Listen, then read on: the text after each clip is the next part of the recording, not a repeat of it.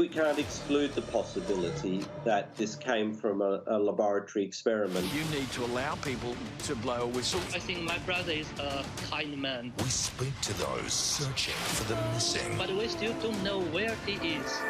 Walkley award-winning journalist and Sky News host Shari Markson leads a special investigation. What really happened in the Wuhan lab? The world is experiencing an unprecedented crisis, and we all want answers. Where did this virus, which has killed so many, actually come from? How did it manage to spread across the globe, and why weren't we warned earlier? Unfortunately, those who hold the answers to these vital questions aren't sharing them. China is hiding a great deal of information. Tonight, we reveal what authorities there have been trying so hard to keep from the world. That just weeks before the pandemic, the Chinese government had given the Wuhan Institute of Virology permission to conduct even riskier experiments. Plus, new evidence of poor safety standards in the Wuhan laboratories.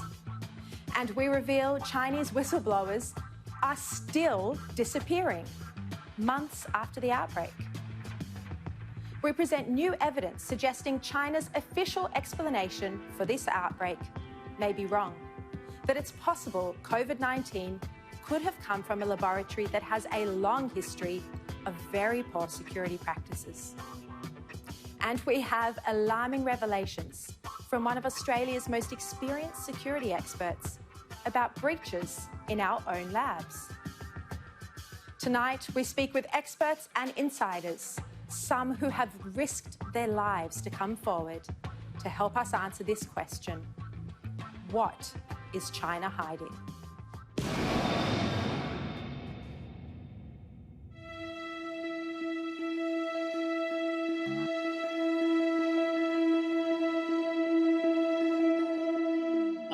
My brother named Chen Men. He is 27 years old.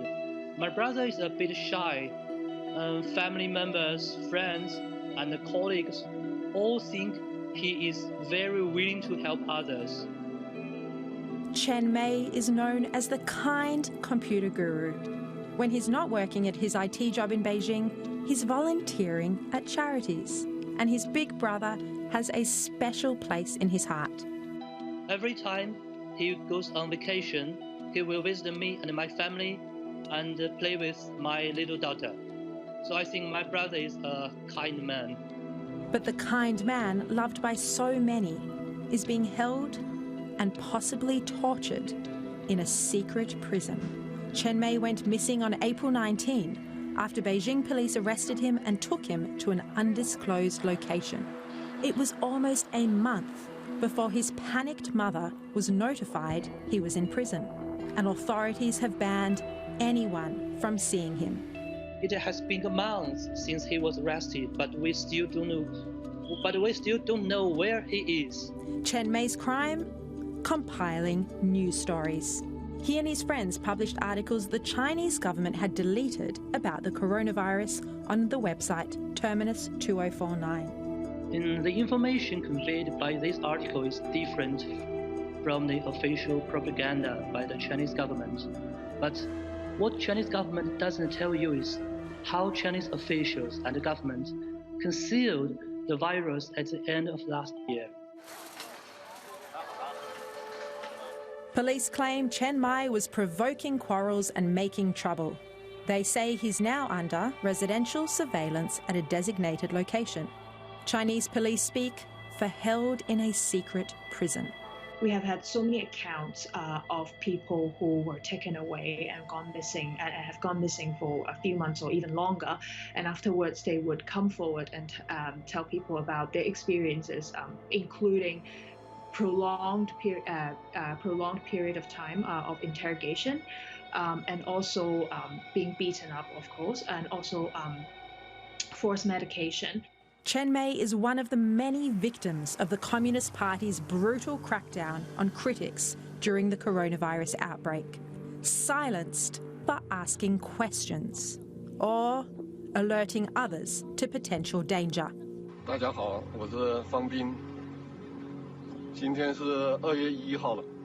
Fang Bin was taken after filming these videos inside a Wuhan hospital. Friends say citizen journalist Chen Men is in forced quarantine. Other reporters and scholars are still missing. So yeah, we can say that they are facing so-called punishment right now just because they are trying to tell the world what really is happening, what really was happening on the ground. Human rights groups tell us at least 800 people have been detained for discussing the outbreak online. The doctor who first tried to warn authorities about this new disease was ignored, then interrogated, and later died of COVID-19. We've seen at the very beginning that the government was trying to reprimand those the doctors who tried to warn others about the outbreak. China is hiding those critical of the government in an attempt to hide facts related to COVID-19. Authorities are believed to have tortured their own citizens to stop the world from learning about a new deadly disease. Stopping the flow of information and restricting access to information is actually not helping. It's been 42 days since Chen Men was taken. We don't know where he is, what he's going through, or if his family will ever see him again. But don't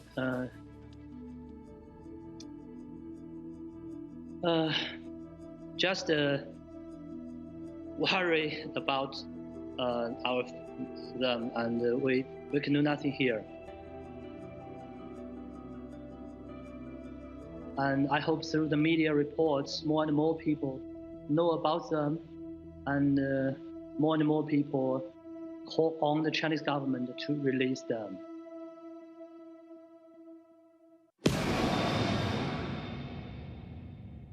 The Wuhan Institute of Virology, the laboratory now itself under the microscope. For months, the world wondered what really went on behind these walls. What's being hidden? We do know that there was a lab working on these particular types of viruses in the immediate vicinity of the city of Wuhan. That's incontrovertible. If it did not come from the lab, that is one hell of a coincidence that it happened to come from a wet market not too far from the lab. Researchers at the Wuhan Institute of Virology have been studying coronaviruses for years. Some of their experiments involve genetically altering viruses to make them more dangerous. Shizheng is one of their most senior scientists and a director at one of their labs. She's known as the Batwoman for her extensive experience working with the animals. She acknowledged the incredible risk of her work in a study she co-authored with the University of North Carolina in 2015. It stated, "The potential to prepare for and mitigate future outbreaks must be weighed against the risk of creating more dangerous pathogens." But her research got even riskier. Sky News can reveal, just 10 days before the first case of COVID-19, the Chinese government gave Shizheng laboratory permission to engage in experimental activities with even more dangerous pathogens. This is confirmed in a statement from the director of the Wuhan Institute of Virology. Wuhan National Biosafety Level 3 laboratory was officially qualified for experimental activities and has the ability and conditions to carry out experimental activities of highly pathogenic microorganisms. Xi's Level 3 lab is where most of the coronavirus research is actually carried out.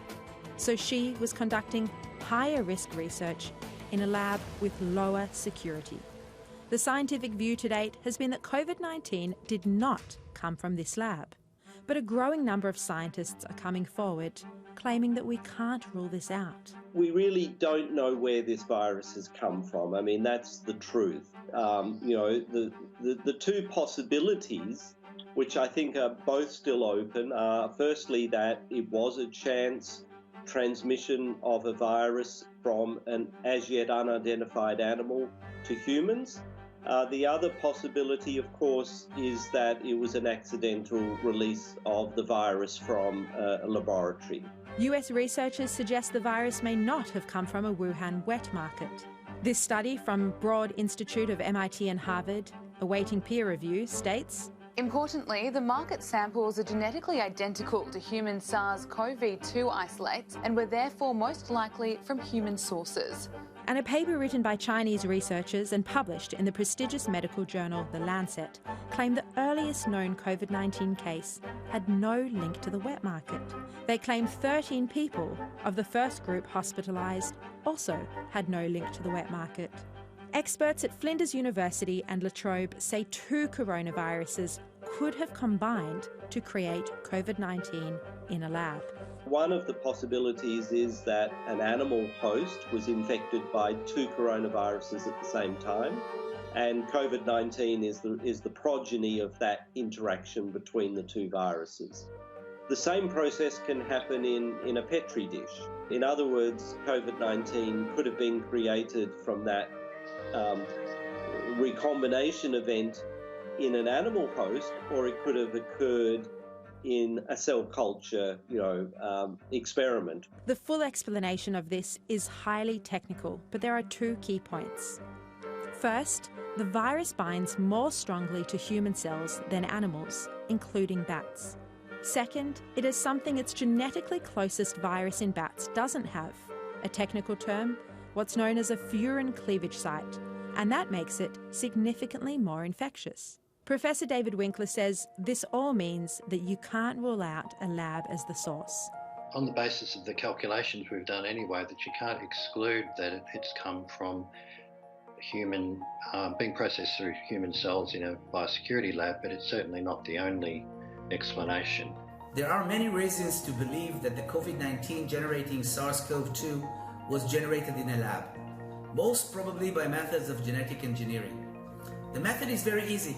Nucleic acid manipulation is a standard in many molecular biology labs. Just a day before China alerted the World Health Organization there was a new pneumonia-like coronavirus, an apparent cover-up of both Wuhan labs began. Archived pages of the Wuhan Institute of Virology's database show it was altered on the eve of December 30 to delete any mention of wild animals or arthropods.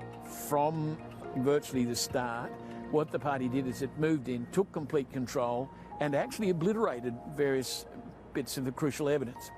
It interfered with the scene of the crime, so to speak. And that's going to make any independent inquiry, even if it's commissioned, it's going to make it difficult for it to do its work properly. Over at the second virology lab, the Wuhan Center for Disease Control, the search term of bats was censored on their sites. Sky News understands intelligence agencies are now taking a closer look at what was going on at this laboratory, which dealt with the very early samples of the virus. The main work on what we've got, this new virus that they've taken samples from probably quite early in December, that work has not been done at WRV and it's been done somewhere else. And to me, the obvious candidate is WCDC. Chinese authorities also bleach-cleaned stores at the Wuhan wet market before independent experts could assess the scene. The World Health Organization sent 25 inspectors to China on a fact-finding mission in February. But only 3 went to Wuhan, and none visited the wet market or laboratories. Initially, in fact, the mission was not even going to go to Wuhan because there was such intense transmission at that time, and the hospitals were actually overwhelmed. So it was the people we needed to speak to, our experts needed to speak to, are their counterparts. And at that point, the infection prevention control experts in Wuhan were flat out actually dealing with a very large outbreak. We don't know for sure where COVID-19 originated. The official narrative, which has been widely accepted, is that the virus came from a wet market. Chinese authorities have been at pains to say it was not made in a lab. An outbreak and pandemic caused by any infectious disease is bound to be the focus of public attention because of the fear and feeling of helplessness and also the lack of information. Many people would naturally link an area's outbreak to its nearest lab. As they learn more about the situation and the lab, rumours will gradually dissipate. But the science is not certain.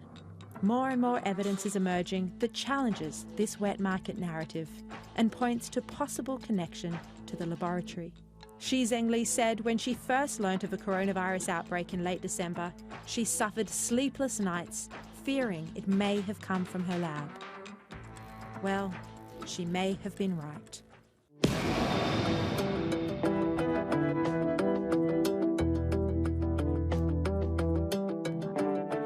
Washington, D.C., January 2018. Officials from the US State Department receive a high-priority cable from embassy staff in Beijing. It raises serious concerns about a laboratory in central China, Wuhan's Institute of Virology. The diplomats claim the lab had lax security and a severe shortage of appropriately trained technicians. I would note that in respect of that cable, the Chinese were asking the United States for some assistance.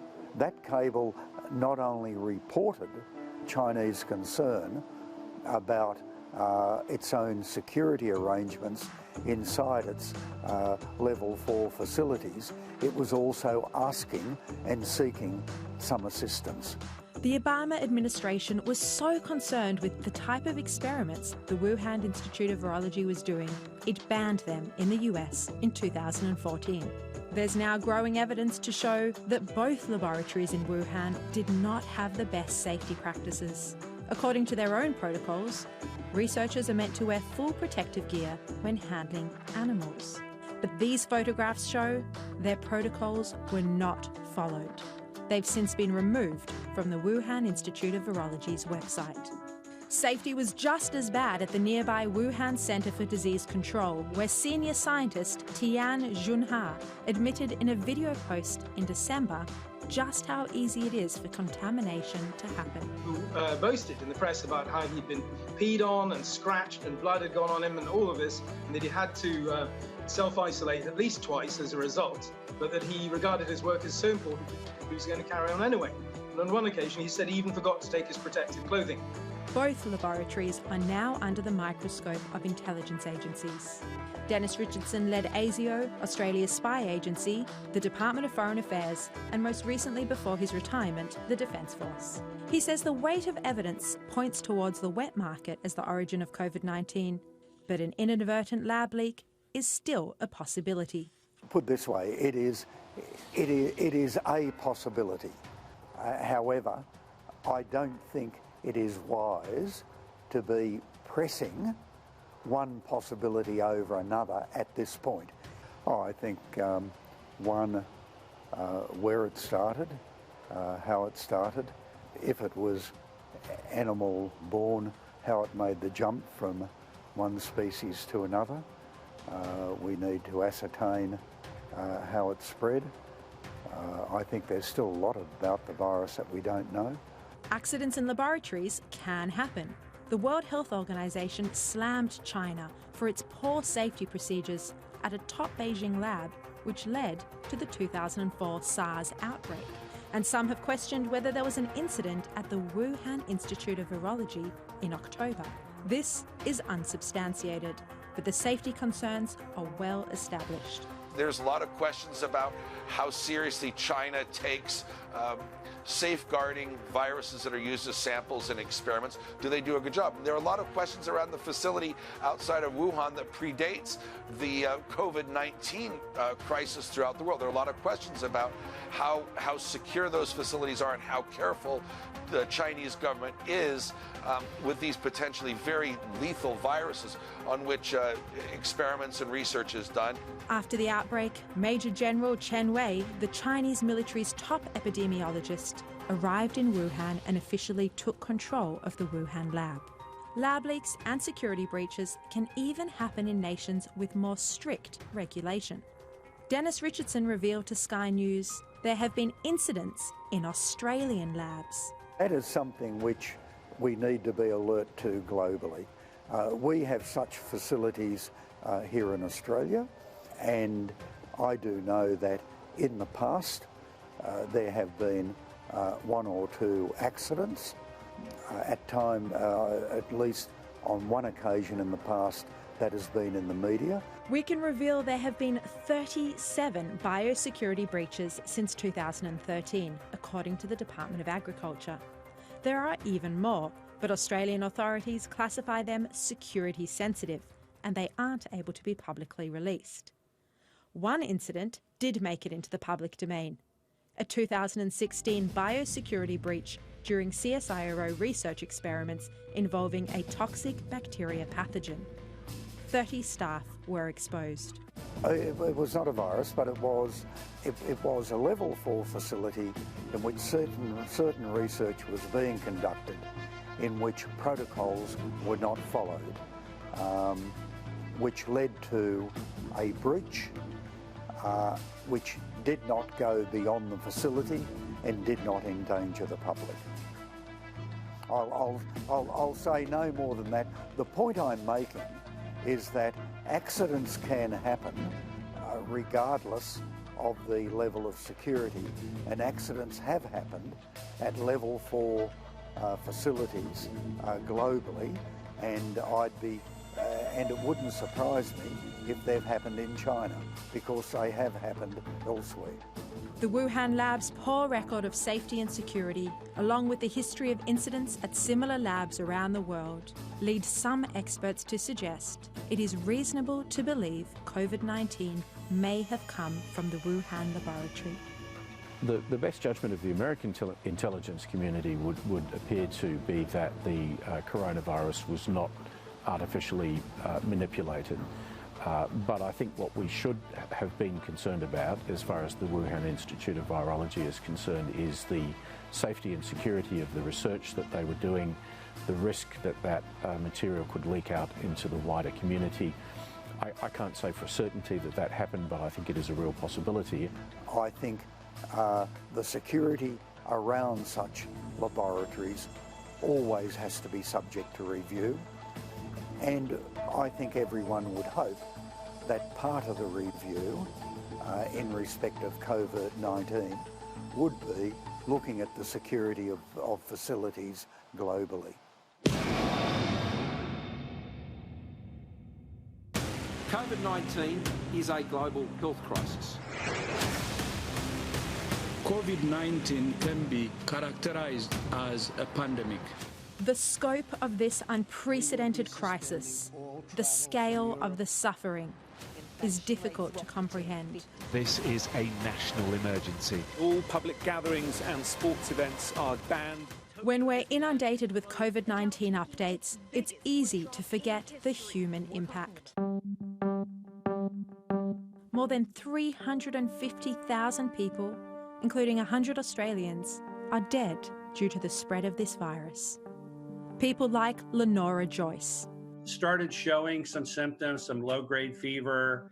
She stopped eating, and she unfortunately did pass away on March 23rd. Ray is one of hundreds of people impacted by COVID-19 who've joined a class action lawsuit. A Florida-based firm is suing China's Communist Party, the Wuhan Institute of Virology, and several other Chinese institutions. China, particularly in Wuhan, failed to properly contain the virus when they knew about it, and they intentionally failed to warn the world about the propensity of human-to-human spread of the virus. 2 cases will go before US federal courts later this year. The Chinese defendants aren't expected to appear. So we feel very confident about our opportunity. We feel very confident about the outcome, but it will be a process. And efforts to hold China to account aren't limited to the courtroom. At the recent World Health Organization summit, member nations passed a motion for an independent inquiry into the outbreak. Experts say a scientific investigation is needed before the trail goes cold. I'm certainly very much in favour of a scientific investigation. It shouldn't be politically driven, it should be scientifically driven, and its only objective should be to get to the bottom of how did this pandemic happen, and most importantly, how do we prevent a future pandemic. US President Donald Trump is demanding China pay trillions in reparations for mishandling the outbreak. And Australia is being urged to reconsider its relationship with China. We built research connections with many Chinese institutions in a somewhat more benign time. But what Xi Jinping is doing is bending the work of these institutions towards military objectives. And that compromises the work that Australian organisations, universities, the CSIRO might do. I think it's something that we have to take very seriously. At some point, we will obviously, as other countries will, look at supply chains. We will look at whether there are critical areas of those supply chains which are overly reliant on one country, we will make changes accordingly. We do not allow trade threats to determine our policy positions. Our sovereignty is not for sale and never has been. What is China hiding? They hid evidence of the virus by destroying early samples. They even hid people who tried to alert the world. China's hid details about its laboratories, which may be connected to the outbreak, and it's alleged to be hiding potential security lapses which could have allowed viruses to spread. China needs to come clean. Thousands dead. Loved ones are still missing. Economies have crashed. Our lives have turned upside down. The world deserves the truth. It's not us against them, because really, wherever it would be in the world, whether it was Australia, China, Sweden, the US, Canada, we want to get to the bottom of it and just really understand this so that we can handle this and hopefully not have to deal with another pandemic.